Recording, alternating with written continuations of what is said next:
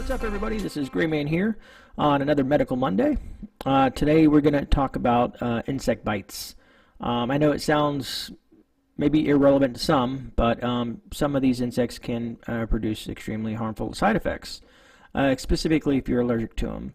We're going to concentrate on things like ticks and bees, possibly a little bit of ants, and towards the end we'll dive into maybe scorpions and throw in snakes in there as well.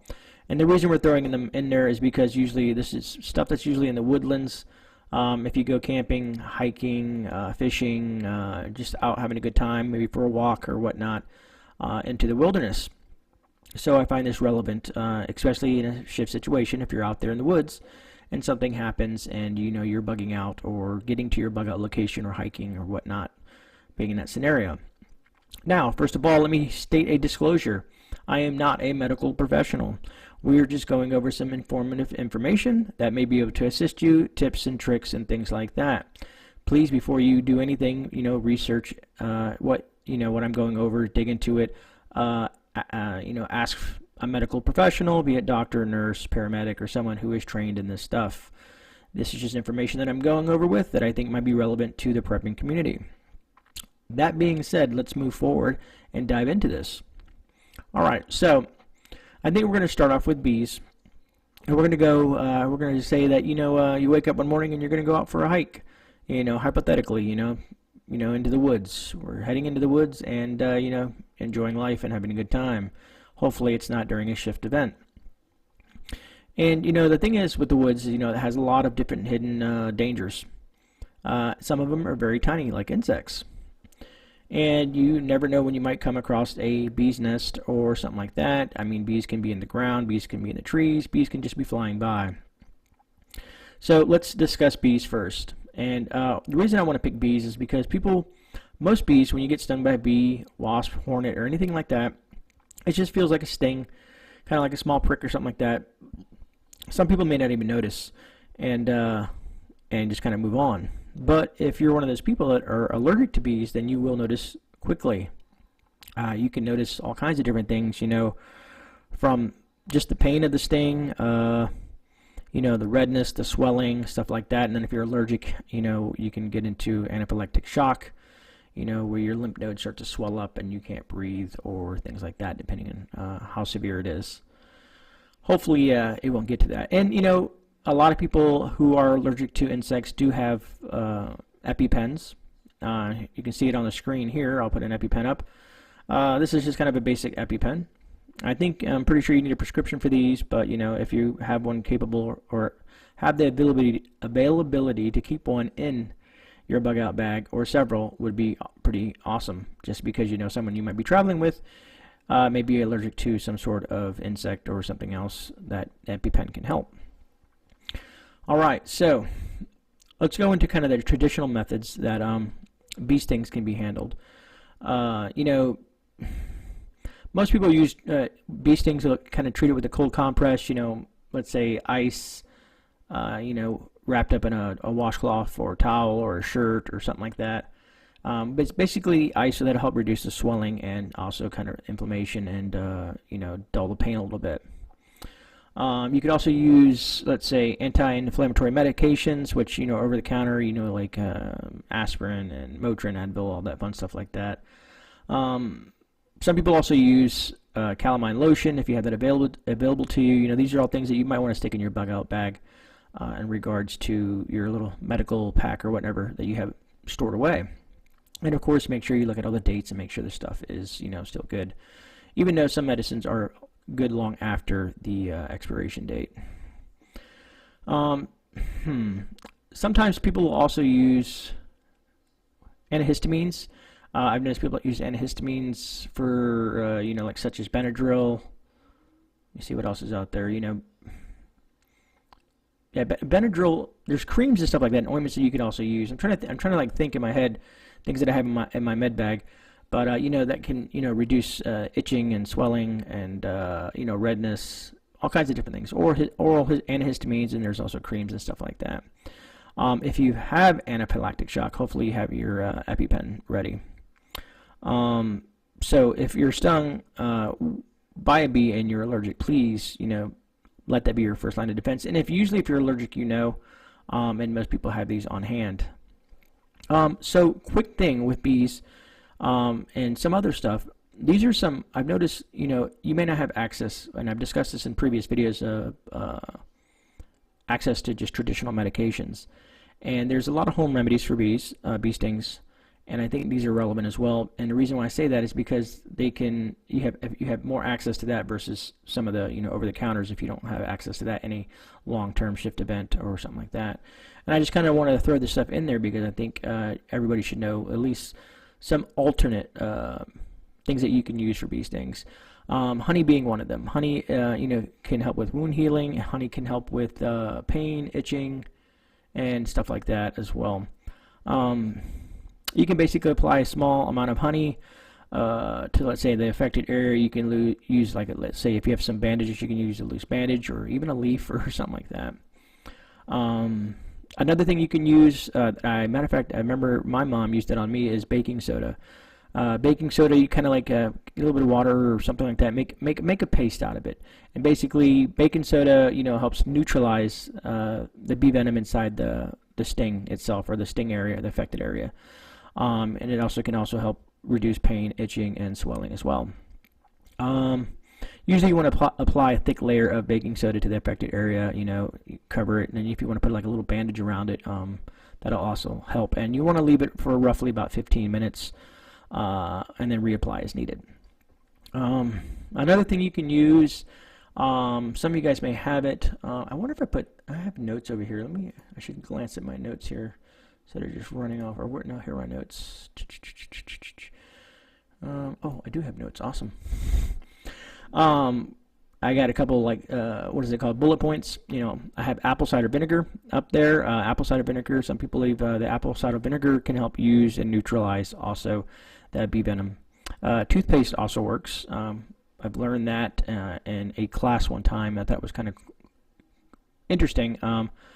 It's unclear if it's super helpful, but it worked for what I saw. And it's not like we just got stung by a bee and all of a sudden we start throwing toothpaste all over ourselves and stuff like that. But it says basically toothpaste has an alkaline in it, and it usually alkalines reduce the acidic aspect of the bee sting.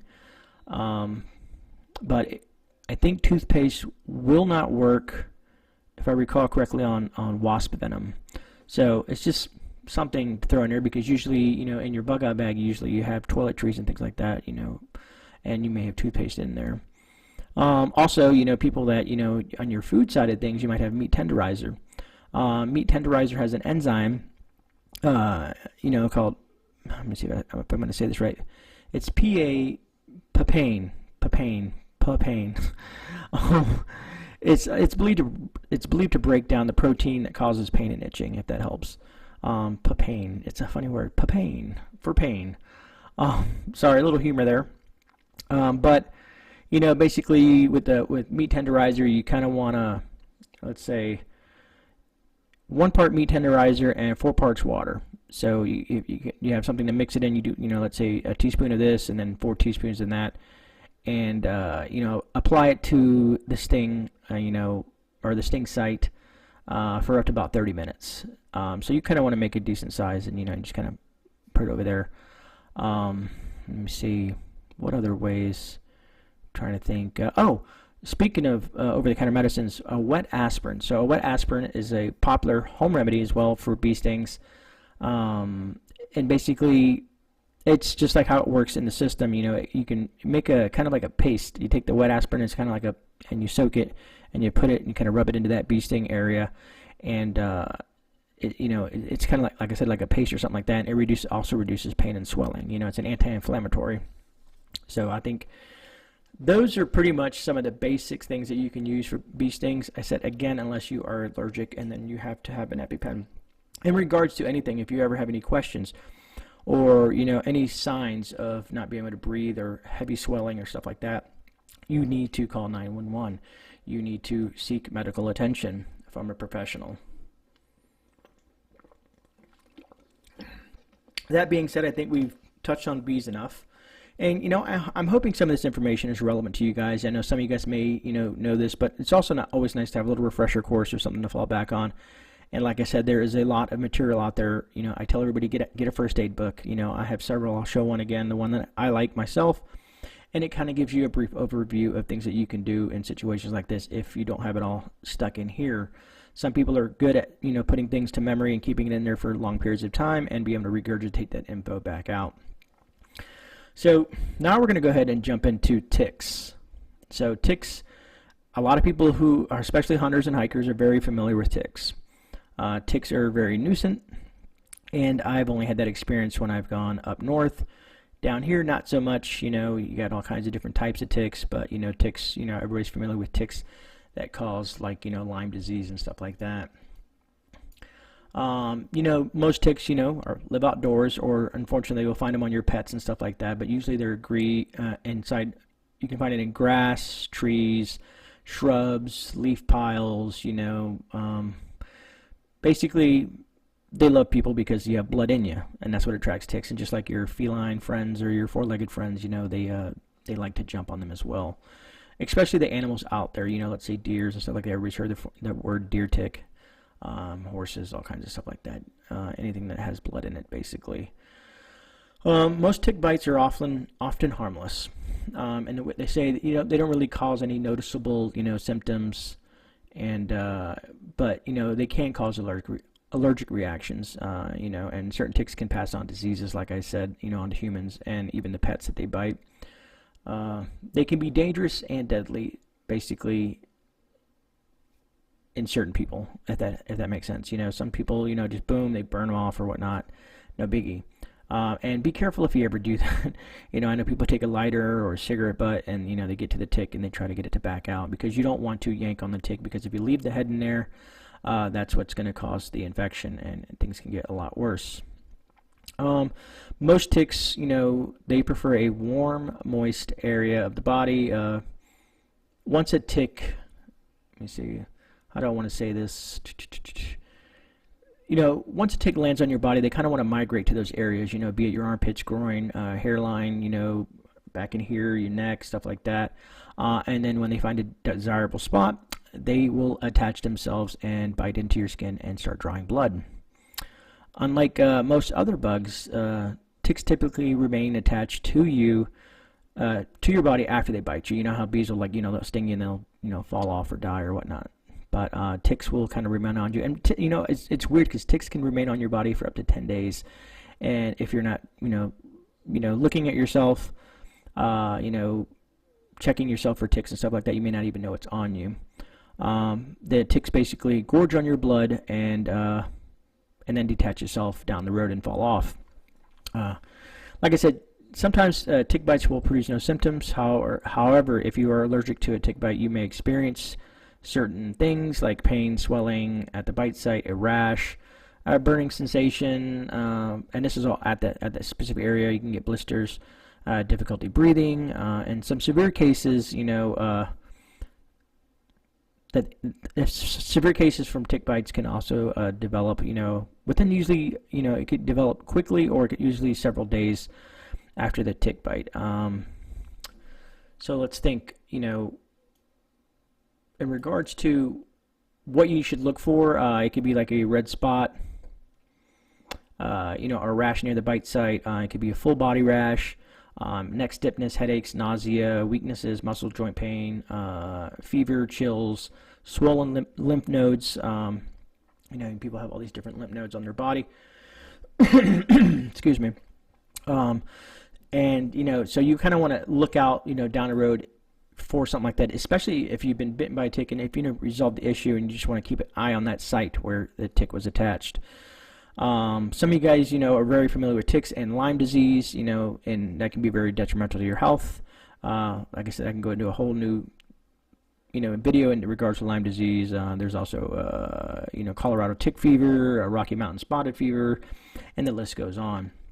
So when it comes to ticks, just be careful when you're out there in the woods, and if you know that area has lots of ticks, or if you've experienced ticks, or people have talked about ticks in those areas, or if you take your dog out there with you, you want to check them as well. You want the safety of your pets to be priority as well. You know what I mean? You're just like family, your extended family. You know, your four-legged friends. So, in regards to ticks, you know, there's a lot of things that people use. They can use tweezers, you know, to grasp ticks, you know, and you kind of want to go. I wish I could show you, you know what I mean, because that would be very, very helpful. But you kind of want to add even pressure when you're using a pair of tweezers, and pull the head up and upward using a steady, even pressure. Man, like I said, I wish I could show you instead of trying to explain this, because you don't. That's the thing, is you don't want to just pull it on it, because if you leave the head in there, that's really going to cause the issues with ticks, because once the mouth parts are embedded, that's what causes the infection. I think I'm just repeating myself now. I'm sorry. I'm just trying to think, like, I'm trying to be super informative in regards to what I'm saying to kind of like help you, but you know, it's just the fluid that comes out of there. That's what infects the skin out of their mouth at the infection site or the bite site. In regards to, like I said, the ticks, you know, it's simple stuff, just like with bee stings, you know, things that you can do to take care of it, you know, because of the swelling and bite sites and stuff like that, antiseptics and towelettes. I'm not going to go over the whole list again of things that you can use, but a lot of these things you can use on a lot of different things, be it, you know, ticks and bees and wasps and hornets and stuff like that, in regards to bite sites. And then, you know, I'm going to throw this in there because, you know, a lot of people have said that, you know, you can you can pee on a bee sting or pee on a site like that because of the ammonia in that, and it's not something I would suggest. You know, even though it's coming sterile out of your body, it's just, I don't know. I guess in an emergency situation, do what you got to do. But, you know, like I said, look into it, research it, make sure that you're doing what you need to do in the right way. So I think, you know, like I said, with bees, insects, all right, so this is going to relate to ants.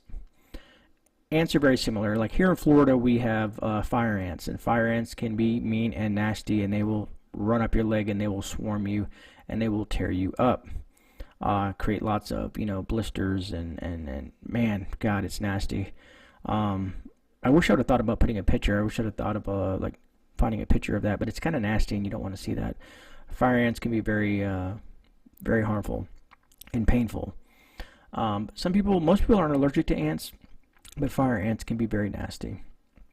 And I'm not going to dive too much into ants right now. You know, I'm just kind of throwing that out there, you know, because here in Florida it made me think of ants and being bit by fire ants myself in the past, you know, mowing my lawn and stuff like that, and not paying attention to that. But in regards to any of this stuff, you know, you should look at whatever insects are very common in your area. You should look into, you know, like here in Florida we have fire ants and mosquitoes. Of course we got bees, but those are some of the more common things. And in some areas, you know, you have like the ticks and chiggers and all kinds of other little nasty little guys out there. To you know, and like I said, let's get off the insect a little thing, and a little thing. Funny enough, let's get off the insect topic real quick. Another little thing that is out there, and I've seen them here in Florida. I've seen them more up north, but scorpions. Scorpions come in all different sizes, and they hurt. They can be very painful, to say the least, you know. When it comes to scorpions, you know, some scorpions are more venomous than others, if that makes sense. You will notice an immediate pain, immediate swelling, you know, sensitivity to touch, numbness. Some of the severe effects can spread through the body, include difficulty breathing. Matter of fact, I think I have, where is it at? I have notes here on scorpions on my paper. Here we go. So actually, let me pull this out. This will be easier. I know I have notes here as well, my bullet points. And the reason I use notes is just I think it's good to keep me on track, and also to make sure I'm disseminating the right information that needs to be disseminated on the channel in regards to what I'm trying to talk about. So let me look at my bullet points real quick. And like I said, when it comes to scorpion stings, it says you could include difficulty breathing, muscle twitching, drooling, sweating, nausea, and vomiting, high blood pressure, fast heart rate, or irregular heartbeat, unusual head, neck, and eye movements. These symptoms are most often seen in children who have been stung. If you notice any of these more serious and widespread symptoms in anyone who has been stung, you should get medical care immediately. And that's with anything.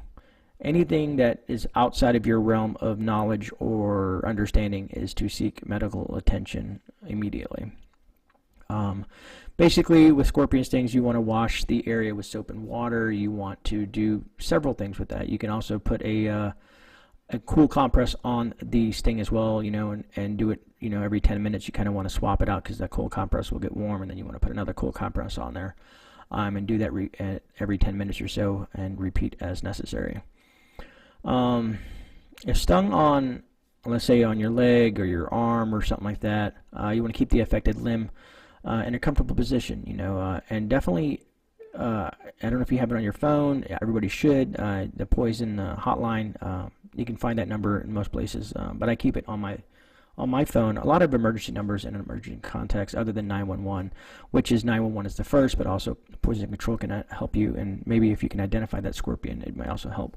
So learn your insects and your other creepy crawlies like spiders and stuff like that out in your area, and what's dangerous and what's not, and become more informed. Usually, medical staff can usually, if you can give them some information, they can use anti-venom and stuff like that. And this is going to go along with the whole snake thing. Like I said, I don't want to dive too much into the whole scorpion thing. I just wanted to bring that up because I know they're out there as well. When you're looking for firewood and stuff like that, you might see a bunch of old dead wood or move a rock, and there might be a scorpion under there that might just get you. And like I said, it's just be careful when you're out there doing camping or hiking and doing stuff like that. One interesting note about scorpions, which I thought was kind of cool, is that scorpions like to make homes inside your boots and stuff like that. If you're out there, they'll be inside your boots or inside your clothing. So be careful. When you wake up in the morning, you may want to shake your boots out, shake your clothes out, if you don't have them hung on some sort of clothesline or something like that. It's funny how scorpions grow brightly under UV lights. I thought that was funny. Or black light. UV, black light, same thing. Some people have them on, flashlights and stuff like that. They have a UV light. I have a small little one. Actually, I have two of them. I have a decent sized one, and I'm just knocking shit down. I'm probably going to have to edit that out. But continue. Sorry, my phone wanted to make a bunch of noise. I thought I had shut it off. I do apologize. And then I went to reach for it and knocked everything down on my desk. Welcome to the show. But anyways, like I said, UV lights can work to kind of see, you can kind of see scorpions a little bit better with the UV light, which I thought was kind of cool. I wanted to throw that in there. Anyways, enough about scorpions. I don't like them at all. Let's touch a little bit on the last subject, as snakes. Now, there's so much controversy when it comes to snake bites and stuff like that, and what you should and should not do. And matter of fact, I'll put something on the screen. It's a snake bite kit. As you can see here on the snake bite kit, it has all this stuff in here that you can use. And again, there's controversy with the snake bite kit. You got half of people say they work, another half of people that say they don't. So depending on who you ask, if you ask, let's say, I don't know, wherever you look for health information online, there's mixed information about it. But most hikers and most campers and other people do carry a snake bite kit. But, I guess there's just certain things what I want to touch on with the snake bites is certain things you don't want to do to make it worse. You know what I mean? And there's a lot of venomous snakes out there, and there's a lot of harmless snakes out there. So again, knowing your wildlife out there is going to be very helpful. Some of the things I do want to touch on, like I said, is what not to do. The best thing to do is, hopefully, it's not like you're going to have anti-venom in your bag. The snake bite kits have instructions of what you can do. So that's an option. But I kind of, like I said, I want to go over what you should not do. And one huge thing is, do not apply a tourniquet to a snake bite. I know you're thinking you're going to try to stop the venom from going up through that and getting to where it's going to go. But basically, snake venom has a destroying compound. It's constricting this chemical to the bite area. Basically is going to make it a lot worse. It could cause more extensive tissue damage. It may also cut off the blood supply, to the affected area, which could lead to gangrene, which could also, gangrene can lead to amputation and it's better to let the venom spread, and because it's slow by spreading, by keeping the patient calm. That's the main thing. The main thing is keeping the person calm, which is really hard. If anybody's ever been bitten by a snake, please put it down in the comments and let me know how you dealt with it. But trying to remain calm now that you've just been bitten by a snake, especially if you know the snake is poisonous, and also the pain associated with that. Another thing I've seen people do in the past, or heard people doing in the past, is cutting the wound with a knife. Not a good idea. They want to cut it. They want to try to suck the venom out. This method has not been shown at all to remove the venom. And basically all it does is increase the size of the wound and makes it worse. So do not use a knife and cut the wound area and try to suck the venom out. Even though we've seen it on TV shows and comedies and stuff like that, it's just not something that you should do. Now with snake bites, opposite of insect bites, you do not want to apply ice or immerse the wound in cold water. Cold water or ice can reduce the blood flow of the area, which then can make the injury worse. By keeping the venom restricted to the bite area, basically that venom is going to, if you cool it and it keeps it restricted to that area, it's going to make that area that got bit, be it wherever it is, it's going to make it a lot worse. And like I said, these are all just tips and things that I've learned. I suggest everybody read material on some of this stuff. It'll make you a better person. It'll make you more informed and ready for something like this if this happens. Another thing is if you ever get bitten by a snake, please do not drink alcohol as a painkiller. Yes, you might be in pain, but please do not drink alcohol. When you're using alcohol as a painkiller, you really need it's a blood thinner, and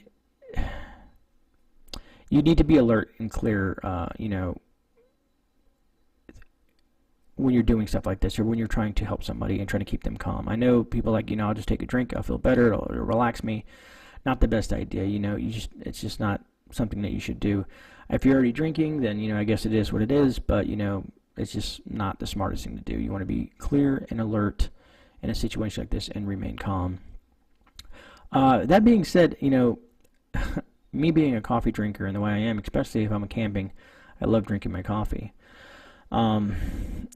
Basically, you really don't want to drink any caffeinated beverage, because basically it can increase your heart rate. And when you increase your heart rate, it moves the venom more rapidly through your bloodstream. And then you can basically what you don't want that to happen is because you want to slow the rate of the poison or the venom spreading through your system as much as possible without constricting it. Because that's what I'm talking about, being calm, because the more your heart races, the more your blood's pumping, the more faster that venom is going to be running through your system. And the slower the better. It gives you more time to call help or get to emergency if you're not far from a car or something like that. Maybe you need a medevac or something like that. But those are just a few things I wanted to touch on this Medical Monday. I know it's a lot of information, and I kind of speak quickly sometimes because it's just like as things are popping in my head, I'm just kind of like boom, boom, boom, boom, boom. And hopefully I'm not talking too fast. I know I need to slow down. It's just I'm trying to get a lot of information in a small amount of time. So again, hopefully throughout this video, you can either pause, do some research, look it up. You can go on the web and look things up. But what I would suggest is, let me see here. I know I have my books.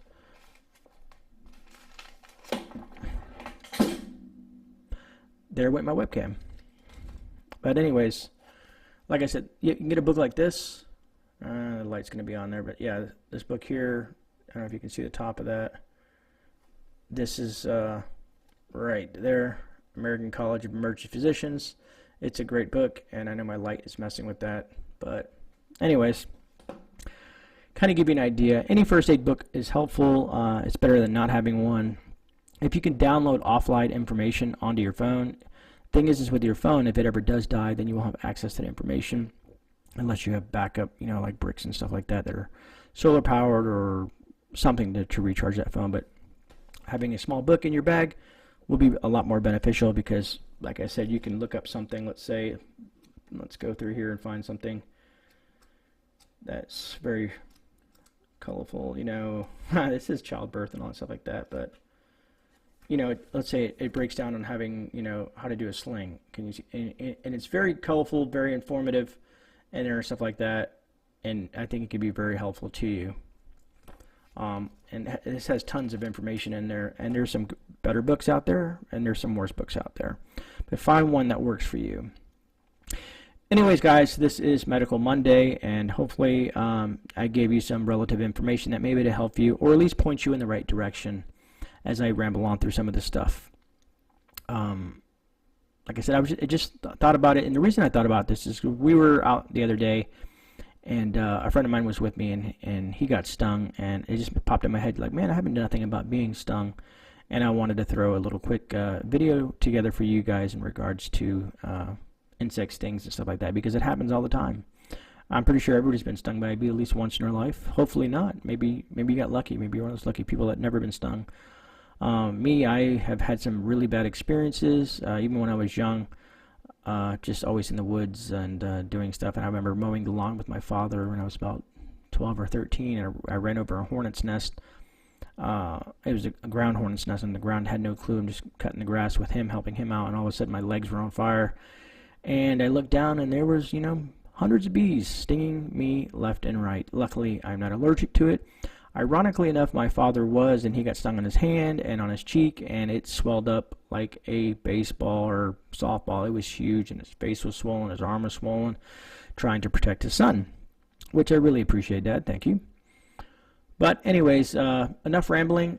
I just want to say thank you for everybody being here on Medical Monday. I'm going to go into some more detail. I'm doing some research on some other things that are going to be a little bit more informative in regards to some of the things that we're going to discuss on Medical Mondays. Right now I'm kind of covering some basics, and then we'll slowly get into more intermediate stuff, things that I think that you guys might need, or informative information that might be helpful. Alright guys, again, this is GreyMan, man. I appreciate you guys being here with me. I am out. I will see you guys on the rebound. God bless, and you guys have a good day.